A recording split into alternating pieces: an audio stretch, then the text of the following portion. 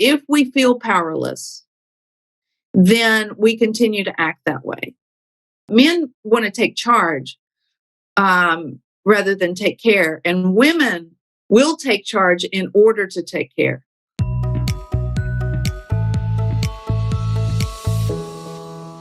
Welcome to yourbrilliance.com. I'm your host, Amy Waterman.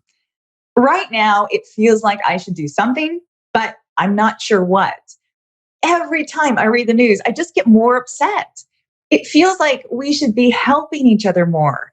We should stop seeing people as numbers and start seeing them as neighbors. But we can't because we're locked into this system. It's like the algorithms have more power than we do. Our guest for today introduced me to the term for that feeling I'm having.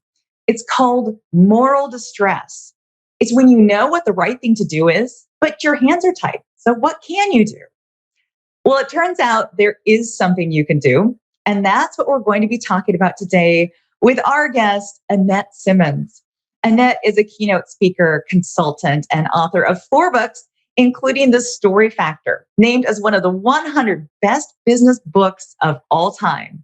She's the founder of Group Process Consulting, which teaches the art of telling powerful stories. Welcome, Annette. Thank you. Great to be here.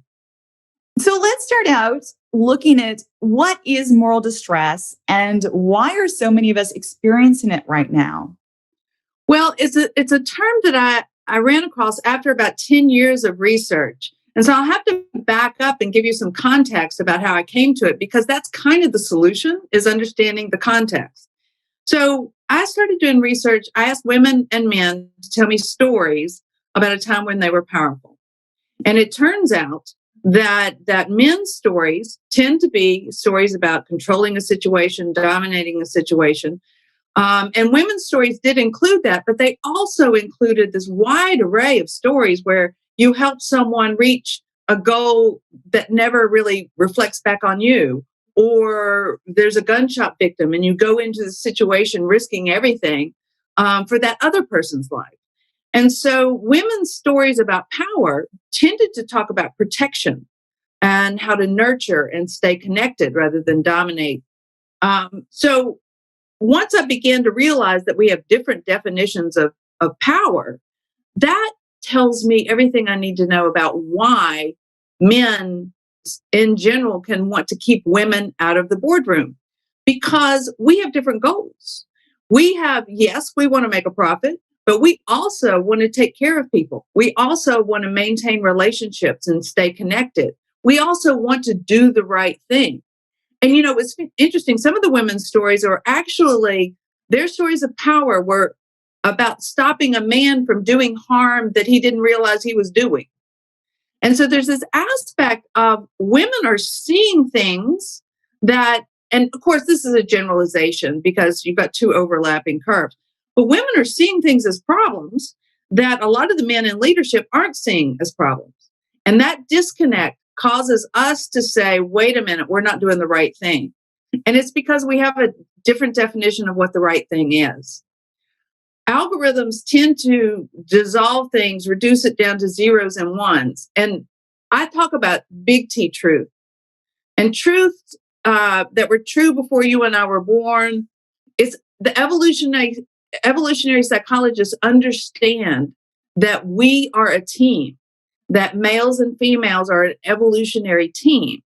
And if you have men defining algorithms and designing systems, then you end up with systems that achieve the goals of domination and control.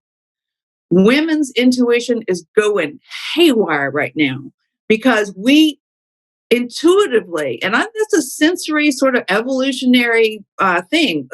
We animals survive through our intuition. We're realizing that we have way past the point of diminishing returns, and now we're actually doing harm. And so it's you talk about what to do about it. It's about, first of all, understanding that you are right. You are smart. You are not making this up. This is a problem. And then we start to figure out what we can do about it. So you write in your book, A Safe Place for Dangerous Truths, that it's actually very dangerous to tell the truth at work sometimes because you could lose your job because your boss doesn't want to hear it. So obviously, but if we don't tell the truth, the status quo remains, nothing changes. So how can we start speaking up about this moral distress that we're having at work in a way that leadership is going to listen? Well, I've been working on this for 25 years. The first book I wrote was about turf wars because I first noticed that people get marginalized. And, there's no data to say that there are more women whistleblowers than males, but there is solid data that women get worse retaliation. And so then I invented, this concept of a safe place for dangerous truth, which is basically trying to get everybody in the room to tell each other the truth. So that's a group process. That's not an individual one-on-one sort of thing. It's about peer pressure. And so a lot of times when I was facilitating groups that were, at an impasse, turf wars, what happened is there's like 3 people that are causing the problem.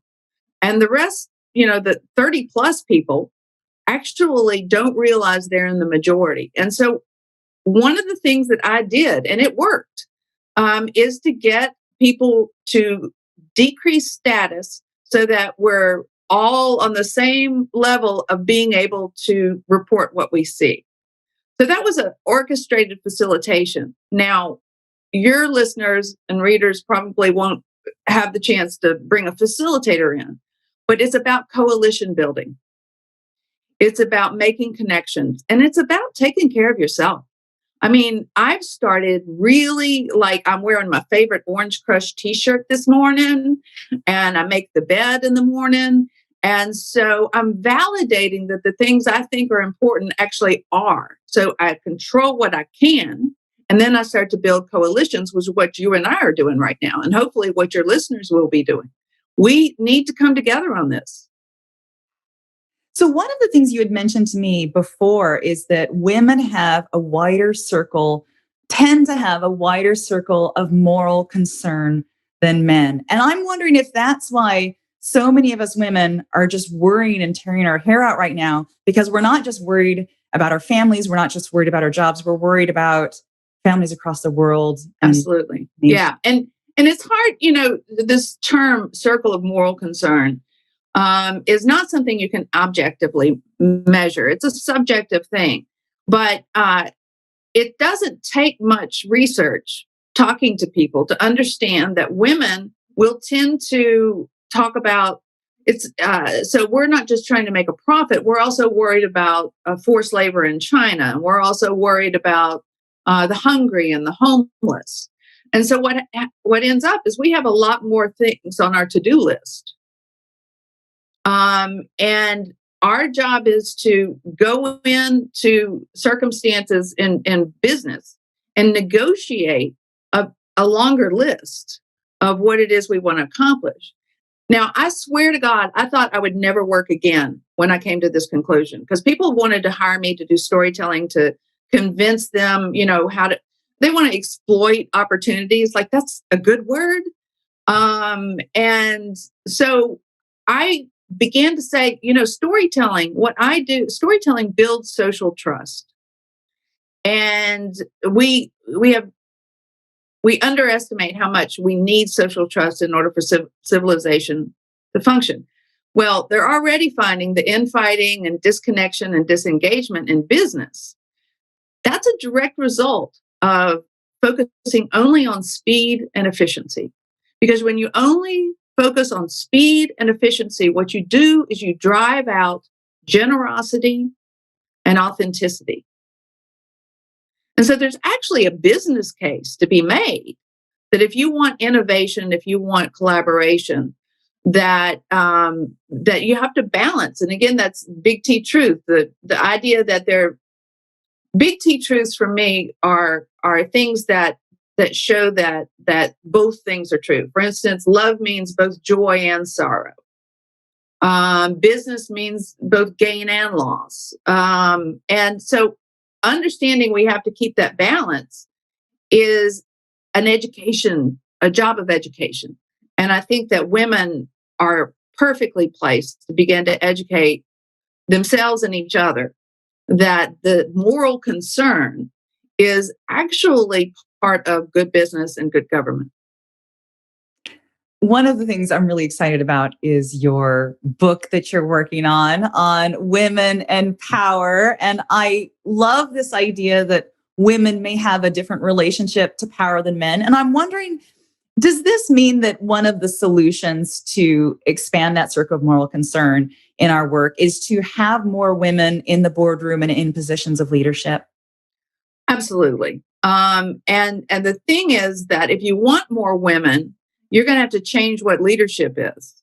And so it's an interesting thing. They're demonstrating that more women on the board actually creates more profit over the long term, which is obvious to us. But when you're evaluating everything on the short term, then you end up deeming investments in people's well-being as inefficient or unnecessary. And so what I found is that women are peeling off. They could get the CEO position, but we don't want it because it's dehumanizing in some circumstances. And so if men want more women on their boards, which this long-term productivity, argues for, then they're going to have to change the potential for these leadership positions to achieve moral goals as well as profit goals. Wow. I really hope that changes. So that actually brings us to one of your missions in life, which is to bring humanity back to the places where it's gone missing. And these are such wonderful, powerful ideas, and they could create so much positive change. But when I'm listening to this, I think this is so big. I'm just one person. What can I do? Yeah, that's the problem that I'm hoping my book will solve. Because if we feel powerless, then we continue to act that way. But if we give ourselves credit for our definition of power and we start to invest in what we believe is powerful, and frankly, just listening to these stories of women who, an ambassador who, after a bombing, was able to, the rescue guys were late. So they're like 3 days late, and immediately different groups are going to try to compete for control. And one of the things that she articulated best for me is that men want to take charge rather than take care, and women will take charge in order to take care. And so it's about keeping our boundaries about what power is and what it isn't. And I can just report from my personal experience after a year of telling people, corporations who were going to hire me, that, if you want me to help you build trustworthy stories, you realize you have to have moral content in there, right? And for a while, they were like, oh, yeah, well, that's not what we're looking for. But it's starting to change. I have been getting responses from people who say that's exactly what we're looking for. And frankly, men, the leaders that have hired me most recently were all male. So they understand. And not to say, one of the people who hired me was a specialist in virtual reality. And once you understand artificial intelligence, then you understand you're going to have to create some moral mechanism, because that's what intelligence is. That's what wisdom is anyway. This is part of what you do. You are on the forefront of creating stories that create change. And many of us don't, when we think of storytelling, we don't even think about using it to create change. We think about creating a story that maybe communicates our brand, that communicates our mission. So what is it? Can you give us any quick tips on how we can create stories that actually help move the world to a better place? Absolutely. It starts at home. It starts with you. and this has been how I've been able to maintain the way that I teach storytelling. I always start with the who I am and why I'm here story. So come up with the qualities that earn you the right to be a leader in this particular situation.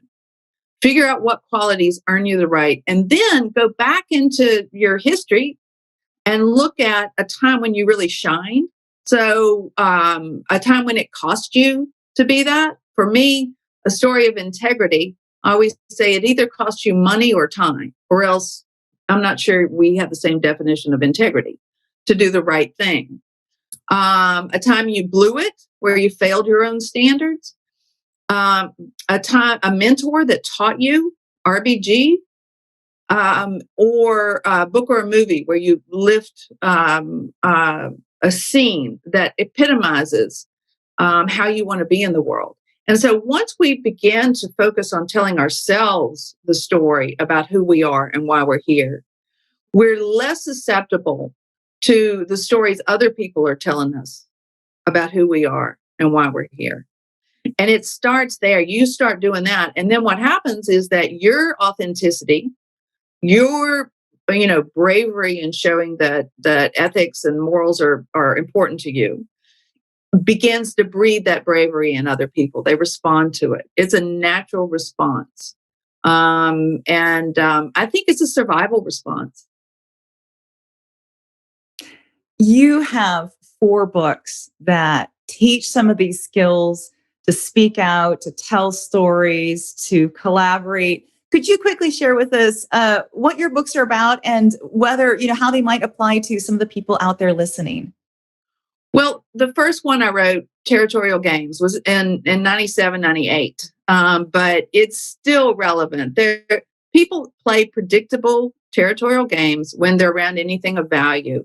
So it's kind of fun just to read the book and say, I am not making this up.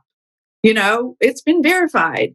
They're really, keeping me out or marginalizing me, or, and that's an important thing because we get this gaslighting telling us, oh no, you're making it up or you're being too sensitive. That's BS. And calling it out as BS. So anyway, that book is fun for that reason. Safe Place for Dangerous Truth is a kind of a facilitator manual for how I was able to create truth telling in the room. And I'm talking about, in religious groups where there's different opinions about sexuality. So this process works. It's intense.